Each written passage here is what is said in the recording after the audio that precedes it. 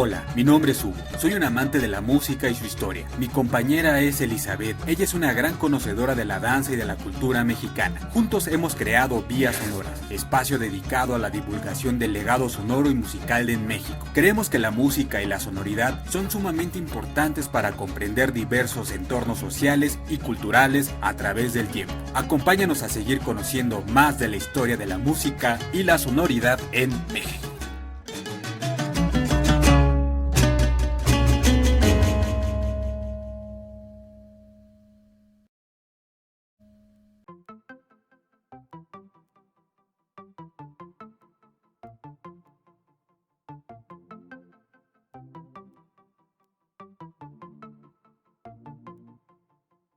Bienvenidos a un nuevo episodio de Vías Sonoras, el número 7, dedicado a las danzas de conquista y su teatralidad. Saludo con mucha alegría a mi compañera. Hola Elizabeth, ¿cómo te encuentras? Hola Hugo, hola podescuchas, me encuentro muy bien y muy emocionada por hablar de este tema que está muy espeso, pero creo que es un tema que está como que es muy pertinente para estas épocas de los 500 años de cómo lo nombró el gobierno, la resistencia indígena. Así es, la caída de la México Tenochtitlan, la México Tlatelolco. Así es. Pues así pues sí, es. Es un tema bastante pertinente, como lo acabas de mencionar, y que pues nos lleva a la sonoridad, ¿no? Sí, a la sonoridad, al movimiento, a las reminiscencias, ¿no? A lo lúdico, a un montón de cosas y a una estructura demasiado compleja como son las danzas de conquista, que hay un montón, ¿no? Y de pronto nada más tenemos en la mente tres danzas de conquista, pero pues vamos a ver la complejidad y cómo se estructuran y cómo van muy ligadas a la teatralidad. Bien, perfecto. Bueno, vamos a hablar, como bien ya lo acabamos de mencionar en el título de este episodio número 7, y hablar de danzas de conquista es hablar de todo un complejo dancístico que se compone de agentes tanto verbales como no verbales, las cuales se combinan en música, texto literario y la actuación o movimientos dancísticos. Podemos decirlo de otra forma, que las danzas de conquista son aquellas que por su carácter están estrechamente vinculadas al teatro o al drama. Los nombres que reciben comúnmente son danzas de conquista o morismas, pues incluyen a moros y cristianos, santiagueros, 12 pares de Francia, entre otros nombres. Bien, vamos con lo primero. Cuéntanos, Elizabeth, ¿qué se sabe de los antecedentes de las danzas de conquista? Pues bien, como bien lo mencionas, en principio pues mencionaste que estas danzas de conquista también se llaman morismas porque incluyen a los moros, danzas de moros y cristianos, y santiagueros. Entonces, bueno, vamos a detenernos un poquito en este punto para hablar como me preguntaste de los antecedentes de esta denominación. Bueno, yo creo que todavía hasta estas épocas hay un poco de conflicto entre cómo denominar o cómo clasificar estas danzas de conquista. Digamos que sus antecedentes los encontramos de la siguiente manera. La principal característica de estas danzas es que están conformadas por grupos antagónicos, o sea, es decir, se conforman por grupos que representan un combate principalmente entre españoles y mexicanos. O sea, dicha confrontación gira en torno a la conquista territorial de México Tenochtitlán, y esto con la intención de evangelizar o cristianizar a grupos que occidentalmente se denominaron aborígenes, así como la recuperación de territorios e incluso la reconquista de territorios. Carlo Bonfiglioli nos dice que según algunos investigadores como Robert Ricard, el modelo dominante de estas danzas era el de moros y cristianos, ya que fue uno de los primeros en escenificarse a lo largo de la península ibérica. Pero bueno, otras fuentes nos hablan de que otras manifestaciones de tipo ritual enriquecieron a estas danzas de moros y cristianos. Enriquecieron, digamos, con elementos como la música, como la coreografía, como la parafernalia, como los momentos históricos, porque estas danzas de moros y cristianos son, digamos, también muy muy antiguas y se representaban incluso ya antes, digamos, de que se convirtieran en estas, o de que tomaran este carácter de danzas de conquista. Sin embargo, o sea, no podemos entenderlos como unos grupos contrapuestos, o sea, no podemos decir que las danzas de conquista están separadas de las danzas de moros y cristianos, sino más bien estas danzas de moros y cristianos que llegaron aquí se enriquecieron a través de distintos espacios sociales y temporalidades. Ya, digamos que es una adaptación que proviene de la península ibérica, con esta famosísima reconquista que fue más o menos por 1400, un par de años antes de que llegasen los europeos a que actualmente es el continente americano, y ellos ya significaban esto, ¿no? Moros y cristianos, era la lucha de los musulmanes con los cristianos. Así es, llegando una vez a este territorio se enriquecieron, se nutrieron. Tuvieron su propia adaptación y su propio discurso. Exactamente. Cuéntanos, o sea, esto lo traían ya dentro de su sistema cultural los conquistadores, se implementa en las tierras que después de la conquista se conocen como Nueva España, y empieza a haber una nueva forma de reinterpretarse, se nacionalizan, se mexicanizan, si así lo podemos decir, aunque todavía no era México en la época de la Nueva España, pero digamos que empieza a tener su propio carácter cultural de estas tierras. Ahora, bien, ya nos hablaste de estos antecedentes, de por dónde vienen, cómo es que llegan, sabemos que llegan de Europa y se implementan aquí. Me gustaría saber qué aspectos de la danza de conquista se reconocen, se saben hasta lo que actualmente es el 2021.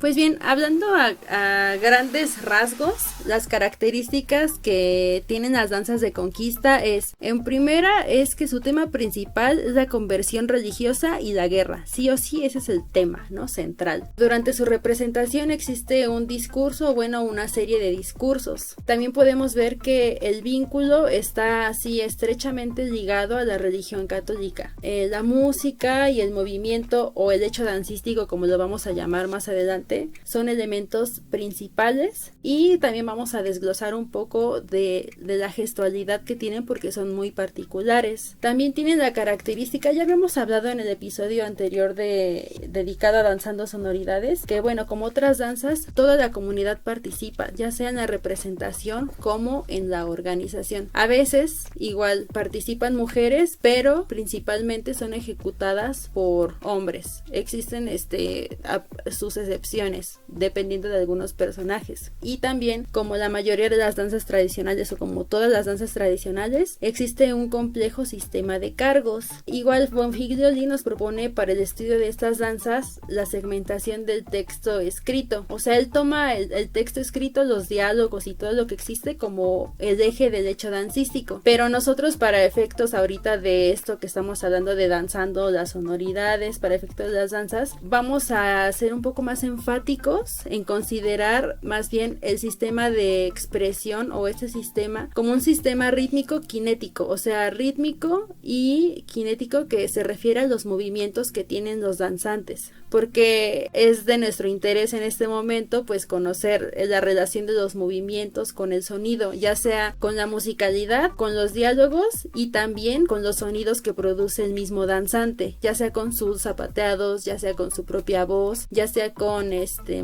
elementos que tengan de la misma parafernalia o indumentaria, o si tienen accesorios extras, ¿no? Como sonajas, huesos de fraile, entre otros elementos que puedan tener, ¿no? Cascabeles o simplemente del mismo sonido de la ropa. O sea, dicho en otras palabras, la representación de las danzas de conquista es una combinación de música, parlamentos, actuación y movimientos dancísticos, que da como resultado, aquí lo vamos a llamar como un gran texto musical kinético coreográfico, y más adelante vamos a ver uno por uno cada estos conceptos que estamos ahorita mencionando. Es como un show, como dirían, show cómico, mágico, musical, pero aquí es un extenso texto musical kinético coreográfico. Parece trabalenguas, pero vamos a explicar más adelante estos elementos.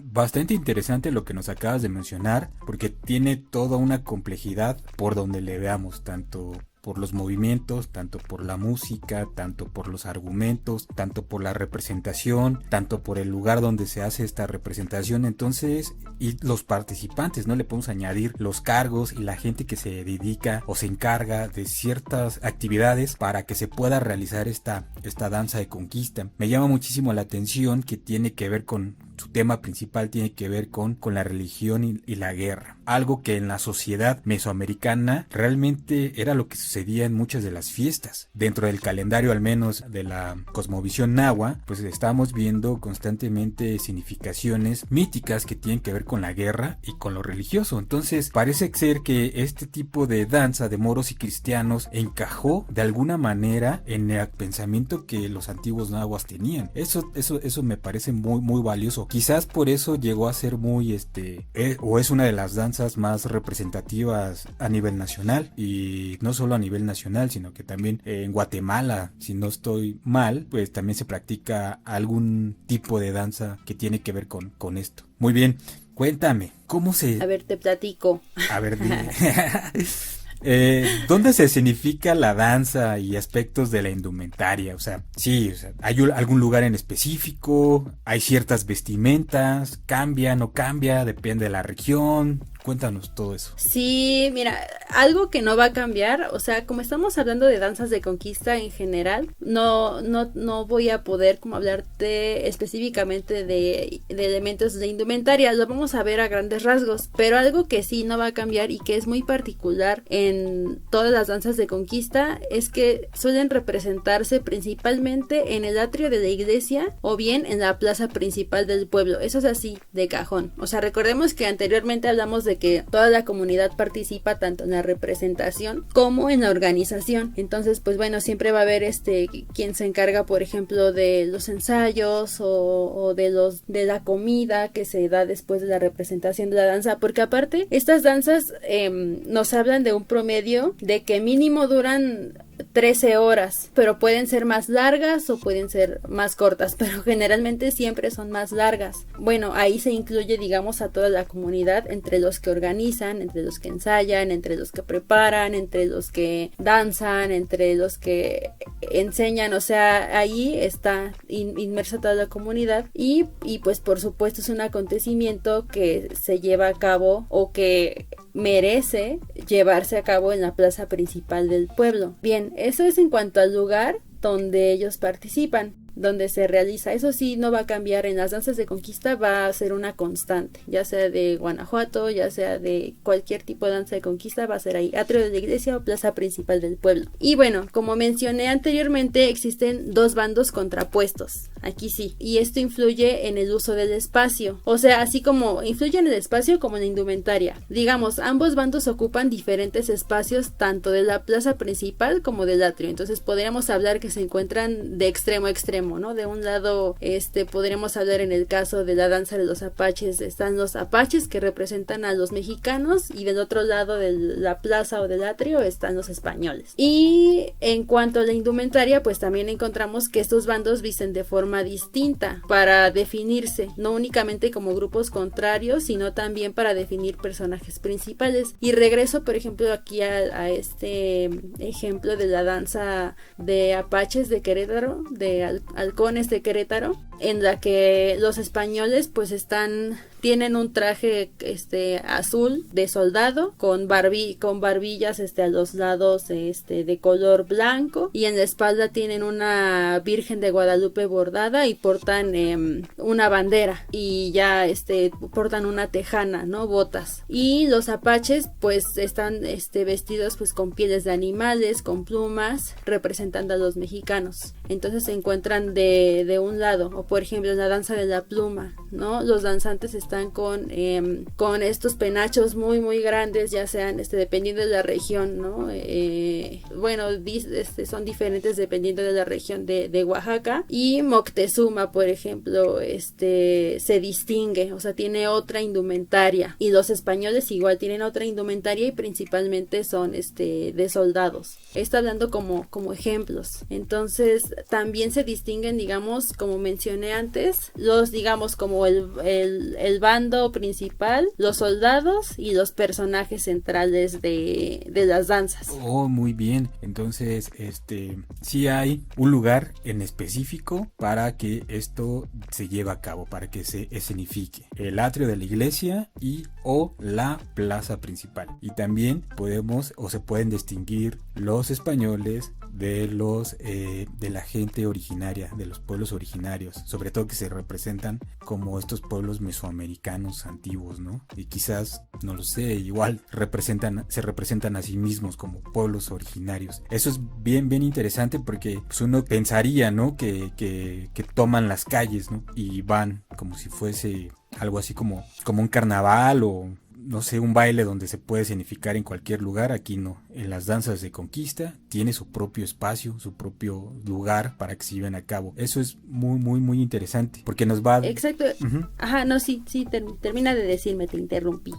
No, lo mencionaste muy bien, la importancia que tiene que ver esto con la religiosidad y la importancia que tiene para la misma población, para la misma gente de la comunidad. Claro, y también tú dijiste algo muy importante. Sí hay lo vamos a ver un poquitito más adelante, pero sí hay un recorrido del pueblo o del barrio, porque se hace un reconocimiento del espacio, porque finalmente están representando una guerra. O sea, digamos que el lugar final a donde van a llegar es o el atrio de la iglesia o la plaza principal, pero pues como estamos hablando de un combate, pues ¿qué es lo que haces primero? Reconocer el territorio, y eso lo vamos a ver un poquitito más adelante. O sea, los catorrazos son ahí. Claro, así es. Ahí en el atrio principal. Sí.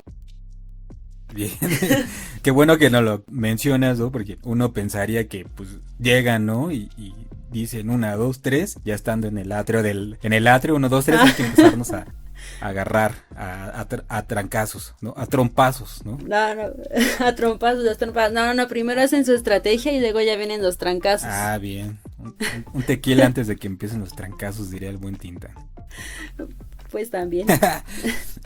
Cuéntanos, ya nos dijiste esto del espacio, de la indumentaria un poquito, nos hablaste. Ahora, me gustaría saber, porque surgen este tipo de dudas, ¿no? ¿Existen algún tipo de personajes principales dentro de esta danza? ¿Los hay? ¿No los hay? ¿Todos son iguales? Sí los hay, digamos, los principales y los que podemos hablar de manera más general, y más en estas danzas narrativas y teatrales, donde hay diálogos y que sobre todo hablan de un suceso histórico muy específico, ¿no? Entonces, entre los personajes principales que vamos a encontrar están Moctezuma y la Malinche, Hernán Cortés, que son así también los que son de super cajón, y en algunas otras danzas también podemos encontrar la presencia de Cuauhtémoc, pero este es más inusual. Ya también si estamos hablando pues de danzas de santiagueros, pues encontramos a Santiago, ¿no? Montado en su caballo, y también vamos a ver que de pronto los caballos son un elemento muy importante de la danza. Y por ejemplo en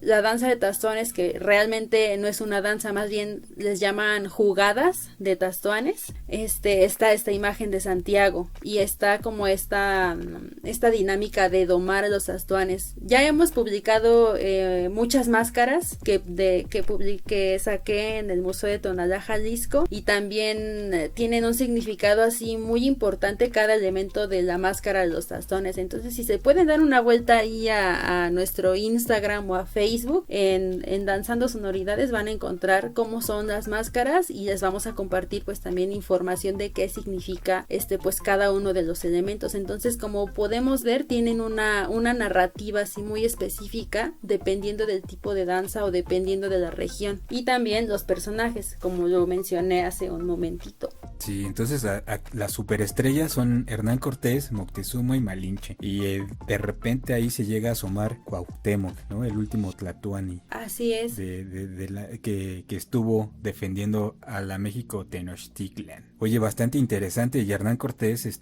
hay algo que lo podamos o se pueda diferenciar de Hernán Cortés. O sea, sabemos que es español, pero ¿hay algo que nos diga él es Hernán Cortés? O sea, que a simple vista digamos él es Hernán Cortés. Ya me atoraste. Ya me metiste en la pregunta con jiribilla, porque le dirían así. Pues principalmente se define por la indumentaria. O sea, de las danzas que he visto, pues sí, sí tratan de recrear lo más posible la indumentaria que traía Hernán Cortés. Eso sí, o sea, sí resalta totalmente de la mayoría de los soldados españoles.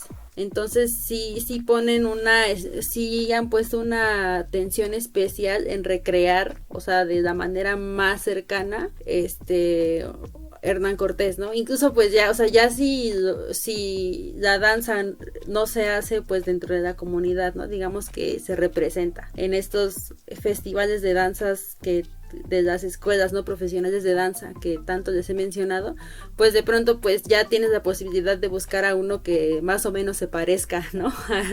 a Hernán Cortés, y lo mismo, o sea, la indumentaria es lo que lo marca. O sea, obviamente Hernán Cortés no va a ir vestido como un soldado, tal vez no sé, vestido de azul, sino que va a ir de otro color, ¿no? O sea, siempre se va a distinguir. Igual si trae un arma, igual si trae un casco, igual si trae otro tipo de elemento, pero pues te digo que ya depende mucho del tipo de danza, del tipo de danza en donde aparezca Hernán Cortés. No, ya, y cuando dice sus diálogos, ¿los hace en gachupín?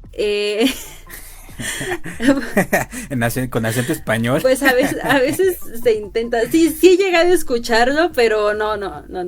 Una vez no sé si te tocó ver esta ópera que se hizo en el Zócalo. Digo, ya se aleja como de las danzas de conquista, pero trataron de hacer una cosa que a mi parecer estuvo muy bien hecha, que fue que trataron este tema de la conquista hace como 2 años y lo hicieron a modo de ópera. Y sí lo hacían, los diálogos sí creo que sí estaban como ahí en castellano. Entonces creo que se logró muy muy bien. Por ahí lo voy a buscar y se los voy a compartir. Órale, estaría súper bien. O sea, te lo pregunto, o sea, parecía como chiste, es divertido, pero te lo pregunto porque parece ser que es una danza totalmente que evoca la historia completamente de lo que fue el encuentro, de lo que fue la guerra que sostuvieron los conquistadores con la gente originaria de México, ¿no? De esas antiguas civilizaciones que estaban en este territorio. Entonces tratan, o sea, como que siento que es muy, pues tiene toda esta carga histórica y entonces tratan de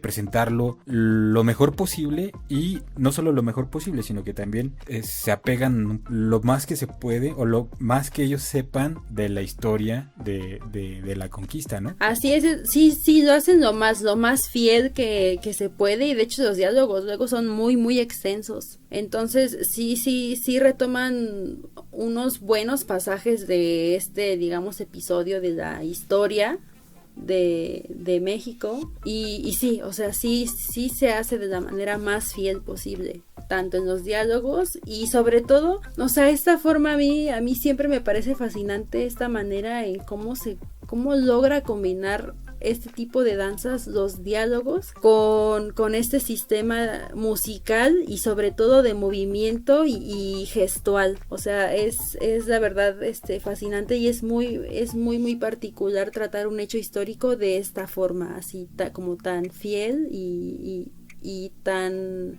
sensitiva. Sí, porque es una forma de transmitir la historia y bien lúdica, como bien lo mencionas. Nada más porque los personajes no cantan sus diálogos y no estaríamos hablando de una especie de ópera. Así es, o de un musical, eso sí no. Sí. Que de repente estén pues no sé, en el combate y de repente se interrumpe, ya estén en el número bueno del combate y se interrumpan con una canción, ¿no? tipo Disney. No. Ándale, algo así. No, por favor, no. Esperemos que no llegue a pasar eso. No, jamás, lo dudo demasiado. Pero te digo que esa ópera, la verdad creo que sí estuvo bien lograda. Los voy a buscar y se los voy a compartir ahí en Facebook. En nuestros sábados de No te lo pierdas. Bueno, fin del comercial. Perfecto. Y hablando de esto, bueno, hay momentos dentro de la danza, o sea, hay como un inicio, un desarrollo, una conclusión o algo así. Ah, sí. Al ser una danza narrativa, pues sí tiene tiene un orden específico de actos, incluso tiene actos. Oh, yeah. Pero a ver, vamos a hablar ahorita de los momentos de la danza. Bien. Como para desglosarlos.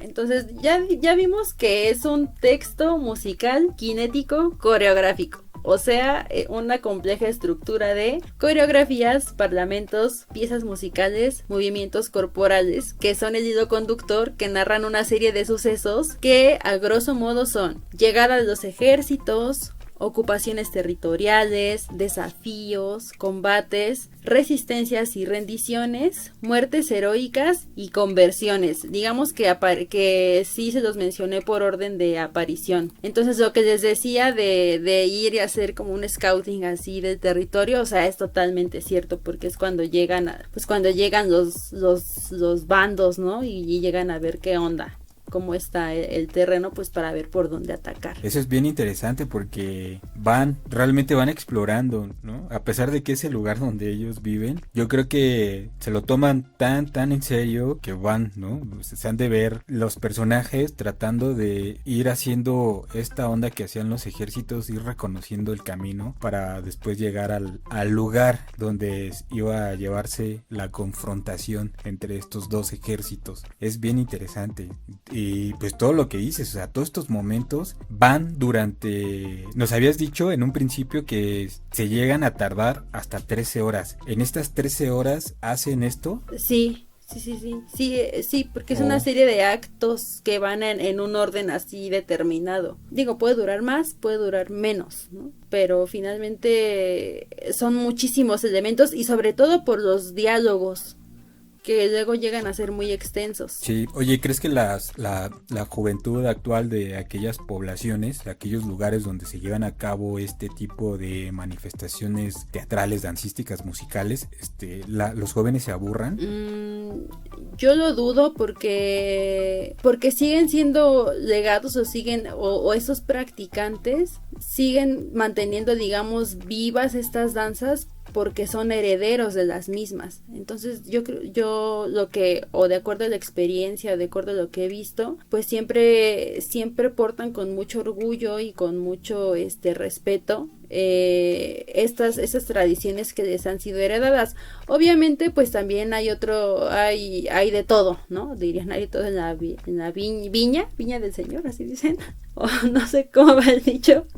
O sea, hay de todo y hay otras situaciones, ¿no? Como pues que en las comunidades pues se busca de pronto nuevas oportunidades o mejores oportunidades y las personas pues que pueden ser potenciales aprendices de la danza o herederos de estas danzas pues migran, ¿no? Migran a digamos a la Ciudad de México en este caso o a las ciudades en busca de otras oportunidades y tienen que renunciar a lo que son, ¿no? Y a la herencia de la danza que han tenido. Entonces yo no creo, digo, hay de todo, dudo que se aburran porque te digo, como he mencionado antes, muchos heredan este tipo de, pues estas manifestaciones y son cosas que ven desde pequeños, ¿no? Y son cosas de las que te impregnas, pero te digo, hay de todo y hay quienes pues sí siguen con la tradición, con todo el compromiso y con todo, pues podríamos decir entusiasmo, ¿no? O la pasión que tienen y otros que simplemente no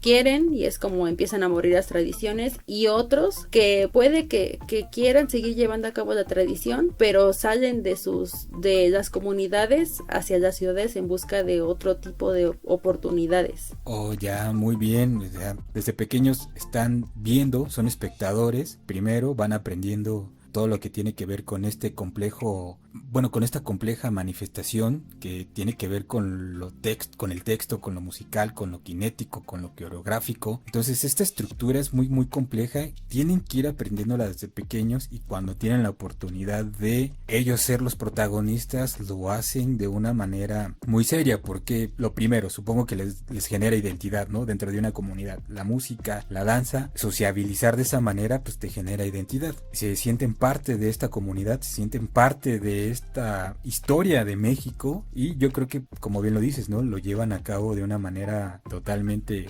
convencidos y de una manera muy gustosa. Ahora, me gustaría que nos hablaras precisamente de esto, de este complejo texto musical kinético coreográfico que tienen que ir aprendiendo quizás desde pequeños, con solo mirar, hasta pues dominarlo, porque eso es dominar este tipo de manifestación. Sí, sí, sí. Pues vamos a hablar de todo este trabalenguas del texto musical kinético coreográfico.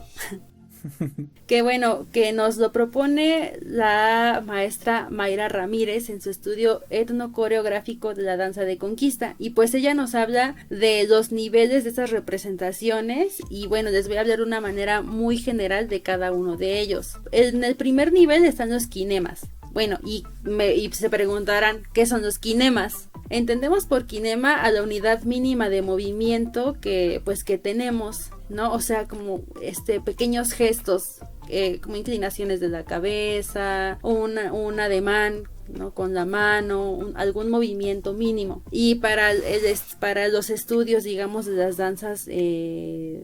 danzas, para saber o para definir qué tipo de danza es, siempre se busca la constante, como un patrón de movimiento constante. En el caso de las danzas de conquista, los movimientos que tienen significado vienen del uso de tres principales partes del cuerpo. El primero es la cabeza. En se colocan coronas, tocados, cascos. Generalmente, el único movimiento o kinema significativo es la inclinación de la cabeza. Ese es así como una especie de reverencia, ¿no? Hablando de las danzas de conquista, cuando podemos hablar pues de como del cuerpo, no sé, de soldados o de combatientes, y cuando aparece, no sé, el personaje principal, inclinar la cabeza ante la autoridad, ¿no? Digámoslo. O en el caso de los personajes principales, que tienen un tocado especial o una corona especial. Y eso también, esos elementos que portan en la cabeza van a determinar mucho el movimiento significativo que ellos tengan. Eso es en el caso de la cabeza. Entonces, quedamos que un kinema es una unidad mínima de movimiento. Entonces ya pusimos como ejemplo que puede ser una inclinación de la cabeza, ¿no? En este caso. Ahora, dijimos que eran tres partes. Los brazos. Estos se utilizan para enfatizar la intención de hablar o de pelear. O sea, los ademanes, para pelear suelen incluir choques de machetes o batallas, ¿no? Por ejemplo, hay un entrechoque continuo de machete o batallas, como les dije, o un entrechoque rápido o una pasada, ¿no? O en el piso, o golpear machete en el piso, de arriba abajo, o hacer una especie de combate, o si es nada más un diálogo, pues se usan las manos, ¿no? Como de una manera tal vez más exagerada para que sea más teatral, para dar a entender que estamos no declamando algo, sino más bien diciendo algo importante. Eso es en cuanto a los brazos. Y por último tenemos las piernas, que estas tienen más variación, porque con esas se hacen las pisadas, los pasos, los zapateados, las figuras de los pies, y estas tienen una relación pues súper estrecha con la música. O sea, entre estos movimientos de los pies o de las piernas están los que se consideran naturales, que son como caminar, marchar, correr, y están movimientos que son para bailar, que muchos de estas danzas se usan balseados, zapateados y brincos, por poner algunos ejemplos, ¿no? Hasta ahí vamos bien. Sí, claro. Y también pues hay posiciones, ¿no? Muy específicas en las danzas de conquista, como acostarse, hincarse, sentarse, ¿no? O ponerse casi siempre en cuclillas. Entonces, digamos, es un primer nivel. Cada nivel tiene, digamos, como su momento musical, o les llaman también unidad sonora, ¿no? O sea, se pueden, estos ademanes o estos, digamos, movimientos de combate, movimientos de las piernas, están o cuando hay silencios musicales o toques de trompetas, o cuando hay sones de guerra, o sea, tienen momentos muy específicos. Entonces ese es el primer nivel, así de una manera muy general, porque pues hay muchísimos más elementos. Ahora, el segundo nivel lo vamos a llamar morfoquinemas. ¿Qué son los morfoquinemas? Entonces ya hablamos que un kinema es una unidad de movimiento. Aquí estas ya son combinaciones estructuradas de movimiento dancístico, o sea, ya puede ser una secuencia de pasos, por ejemplo, eso ya es un morfoquinema. Y más complejo aún, un movimiento, una trayectoria espacial o en el sitio. O sea, por ejemplo, una secuencia de pasos, perdón, en tu mismo lugar, o una secuencia de pasos o en cambiando de lugar, ¿no? Haciendo ejecuciones como círculos, como fuentes, como líneas, que casi siempre, pues, como son luchas de combate, ya son en círculos concéntricos o en líneas paralelas o en cruz, o sea, esos son los morfokinemas, ya son combinaciones de movimientos. Tienen un principio y un fin y pueden ser repeticiones, o sea, puede ser un mismo morfokinema, así una misma ejecución de fuentes todo el tiempo, círculo todo el tiempo, o un paso todo el tiempo, o combinaciones, ¿no? De pasos. Aquí ya también combinamos brazos, piernas, y pues obviamente se embonan con las combinaciones sonoras, ya sea con música o parlamentos. Aquí vamos a hablar un poquitito de la música, un poquitito, porque como estábamos mencionando, la música y la dotación instrumental depende así muchísimo de qué tipo de danza y de dónde sea. Entonces,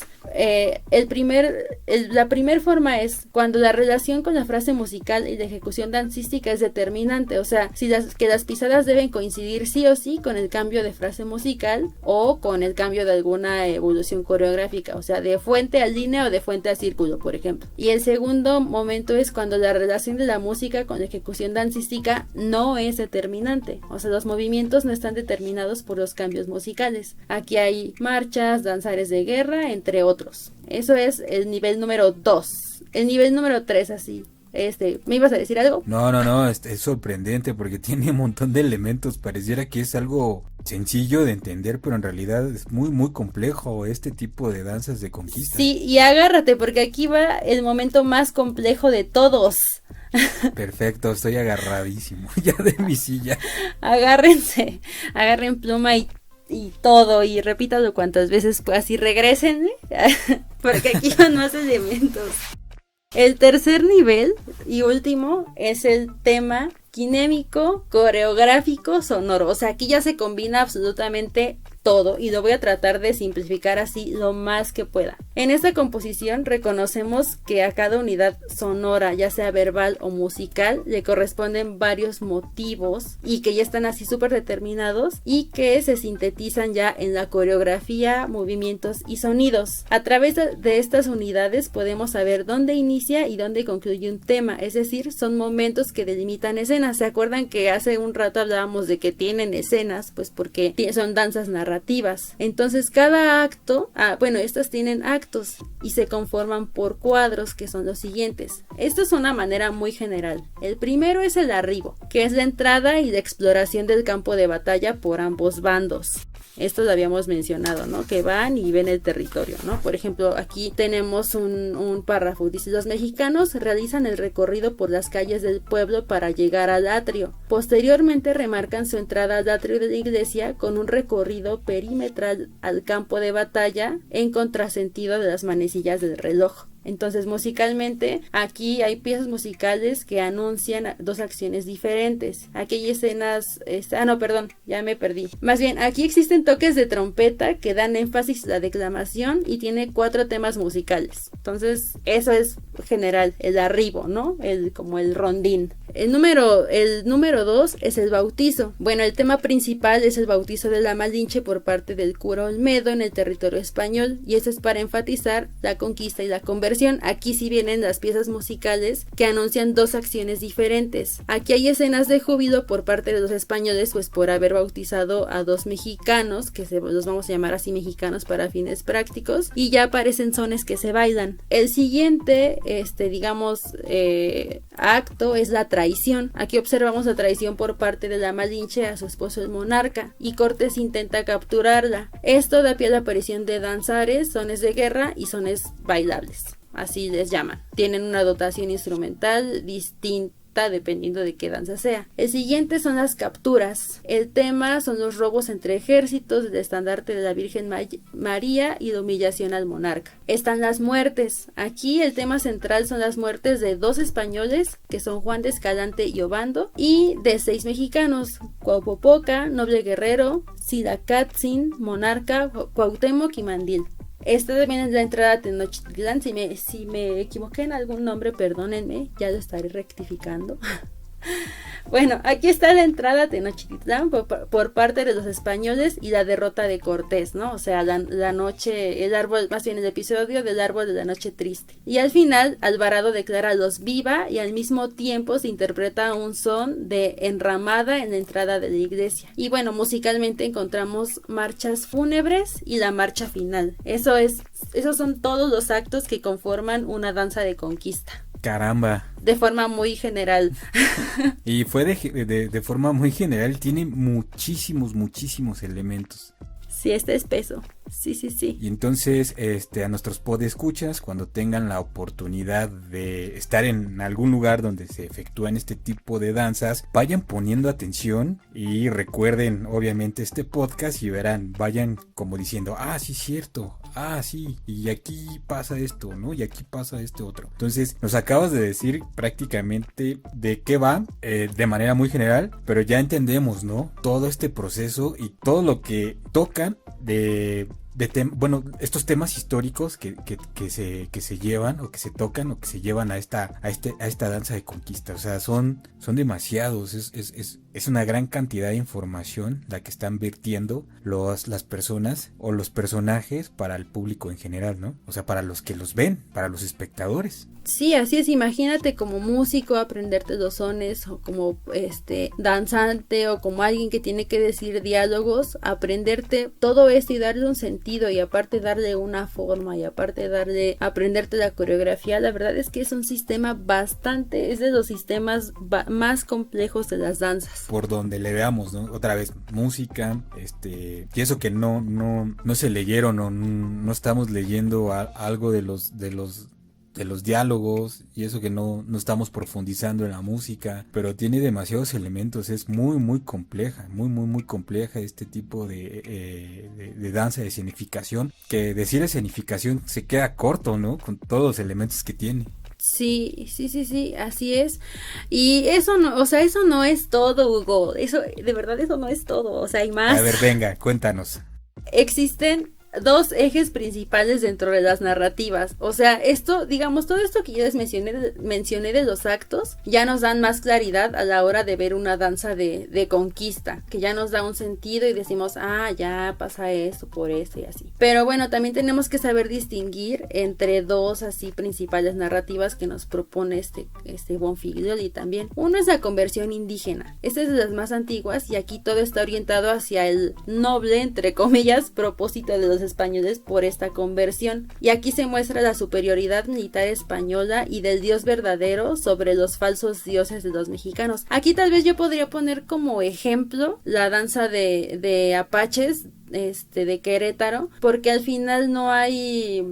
Bueno, sí hay una conversión, y de hecho hay como una especie de acuerdo mutuo entre los apaches y de los españoles. Hay unos personajes que giran en torno de los apaches y de los españoles que se llaman chitales, y a mí me tocó representar en uno de estos festivales de danzas los chitales, y eran los que te incitaban a los dos bandos a pelear, ¿no? Y entonces al final hay una como una conversión indígena, como ya de mutuo acuerdo, y finalmente pues los chitales se enojan porque ya no hubo más sangre y ya no hubo más pelea.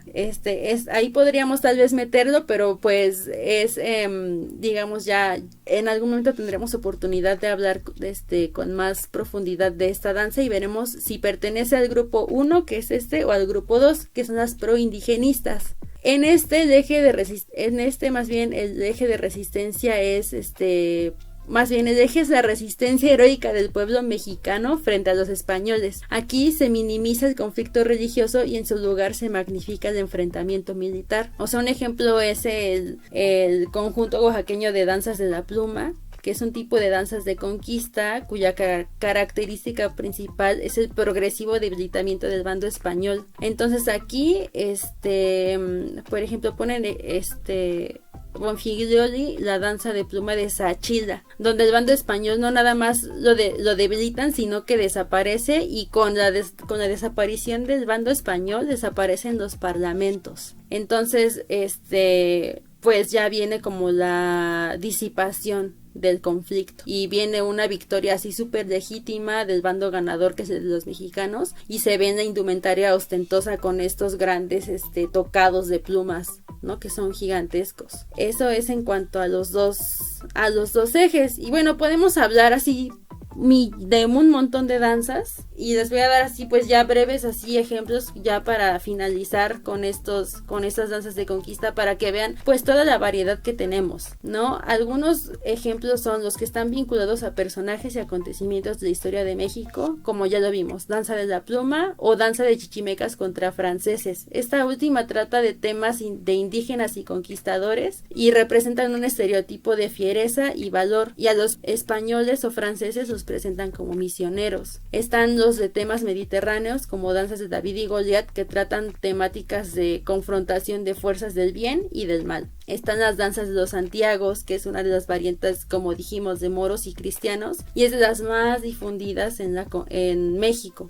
Y tratan de pronto la confrontación entre Pilatos y Santiagos. Las coreografías de conquista, y también están las danzas de un solo bando, que son las de matlachines, de chichimecas, las danzas de concheros que no tienen narrativa y que celebran o bien la adoración de la Virgen de Guadalupe en el caso de los convertidos, y por otra parte la permanencia del bando de los derrotados. Esto es así ya como un apunte así final para que veamos pues la diversidad de danzas de conquista que tenemos en el país. Son demasiadas. Sí. Sí. Es lo único que puedo decir. Son demasiadas, y cada una tiene su propia su propia música, y tiene sus vestimentas, y algunos tienen diálogos, como nos acabas de mencionar, algunos no, algunos están a favor, por lo que nos acabas de mencionar, del bando español, que vinieron y nos evangelizaron, por lo cual se han desatado diversos debates entre los hispanistas y los mesoamericanistas. Bueno, tal vez ellos no hay tantos debates, más el grueso de la población es la que debate entre esto, entre si vinieron a hacernos el bien o vinieron a hacernos el mal. Pero sí, ¿no? Y un sinfín de memes, guerra de memes. Este 13 de agosto, la verdad es que yo me divertí mucho con la cantidad de memes que se desataron en torno a estos 500 años de la caída de México Tenochtitlán, porque de verdad había gente que sí se lo tomaba muy, muy, muy a pecho y muy en serio, pero pues es que de pronto pues sí son temas entrañables, ¿no? Así te gana la víscera y te estás peleando ahí por comentarios de Facebook. Sí, pues hay quienes, bueno, yo creo que la mayoría de los mexicanos están como dolidos por aquella derrota, por aquella conquista, por esa resistencia indígena que comenzó ahí, pero pues bueno, no nos tocó en aquella época, eran tiempos donde actualmente la guerra sigue siendo una forma de someter y de dominar. Entonces imagínense más hace 500 años, pues la única forma de llegar a conquistar territorios, a enriquecerse, aquellas que todavía no eran naciones sino eran reinos, era la guerra. Los mismos mexicas, ¿no? Conquistaron un montón de pueblos para obtener su poderío, pero podemos seguir, pero eso quizás en otro momento. Aquí lo que nos interesa es cómo se musicaliza, cómo se le da movimiento a un hecho histórico, y que este hecho histórico tiene diferentes vertientes, y eso es bien padre, bien bonito. Yo creo que lo mejor que podemos hacer es disfrutar de la cultura que hay en este país, sin importar si viene de españoles, o si viene del mundo mesoamericano, o si viene de otro lugar. Yo creo que lo que aquí en esta nación se vaya cosechando, se vaya sembrando, pues es bien rico. Y además también lo que hacen otras naciones está padre. Tampoco podemos ser así. Sí, claro, no podemos cerrarnos a una sola, digamos, a una sola versión de la historia, o a un solo a una sola idea que podemos tener de un acontecimiento que, como bien mencionas, no nos tocó vivir, y simplemente pues ver o ser partícipes activos de pronto de estos acontecimientos culturales o de estos acontecimientos sociales. Pues yo nada más, como a manera de conclusión, como pudimos ver a lo largo de todo este episodio, que creo que va a estar muy largo, este complejo de danzas de conquista pues está ligado profundamente a momentos históricos del país que, como bien nos mencionas, Hugo, estas danzas han sufrido cambios al pasar de los años con intenciones de reescribir una historia que para algunos, como dices, es muy dolorosa, ¿no? Y para otros reedificante, con la construcción de una identidad muy apegada a nuestras raíces, ¿no? De igual forma, pues pudimos ver que a pesar de que se pueden segmentar todos estos elementos, tanto de movimiento, de texto, de coreografía, de música, pues podemos hablar de que es un todo y en el que tanto espectadores como ejecutantes nos encontramos inmersos, ¿no? Y actualmente funcionan aún como una herramienta lúdica para un acercamiento a la historia. Pero siempre y cuando sean tomados de esta manera seria, ¿no? No como, digo, no critico al gremio dancístico actual, pero pues de pronto siento que la postura del gobierno frente a estas manifestaciones culturales está un poco extraña, está un poco random. Yo no entendí lo que sucedió el día de hoy en la mañana en la maqueta. Con todos los grupos de concheros, más los bailarines de folclore. Digo, o sea, yo soy bailarina de folclore y aún así lo vi un poco fuera de lugar, pero bueno, es la manera de reescribir o de enaltecer la historia, ¿no? De México. Pero bueno, no queda más que ser partícipes, como dices, de estos momentos históricos que yo te decía, no, yo no quiero ir a ver la maqueta porque no me gusta que iluminen, aunque sean hechizos, los vestigios arqueológicos, porque creo que son bellos por sí mismos y tienen gran significado por sí solos sin necesidad de un mapping o luces, pero pues bueno, no es un momento histórico que estamos viviendo y ni hablar. Lo más que podemos hacer es ser partícipes de esto, ¿no? De estos 500 años que nos tocó vivir, como diría, ¿no? Cristina Pacheco, aquí nos tocó vivir.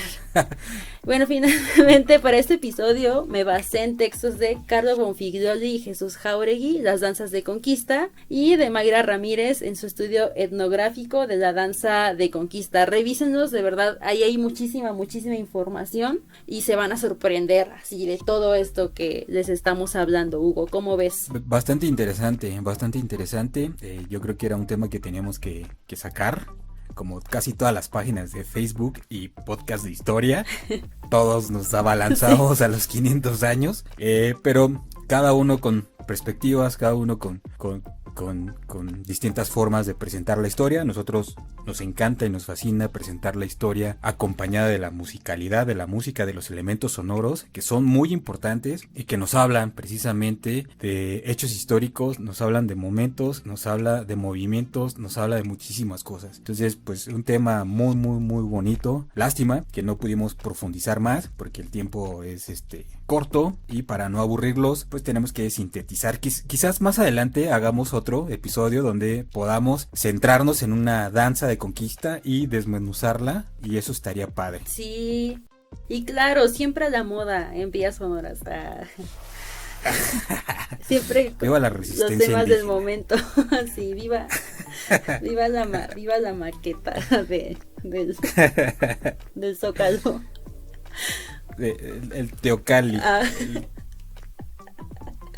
Bueno, pues antes de irnos, por favor, Elizabeth, dinos en dónde nos pueden encontrar nuestros podescuchas. Pues bien, nos pueden encontrar hasta en La Sopa, pero principalmente nos pueden encontrar en nuestra página de Facebook como Vías Sonoras, en Twitter como @vías_sonoras, en Instagram igual @vías_sonoras. En Spotify nos pueden llevar a todos lados con estos podcasts, así si salen a la carretera pues pueden poner este episodio 7 que tiene muchos detalles, entonces como Vías Sonoras también. Y en YouTube, así les agradeceríamos muchísimo que se suscriban a nuestro canal de YouTube, activen, ya saben, la campanita para que les avisen así de ya salió un nuevo podcast o cápsula o lo que sea. Así nos pueden buscar como Vías Sonoras. Y a mí no me queda más que despedirme de ustedes. Muchas gracias por escucharnos, Hugo. También gracias por estar aquí y compartir estos temas. Pues gracias a ti por llevarnos a este viaje tan interesante. Los escuchamos en el próximo podcast. Hasta luego.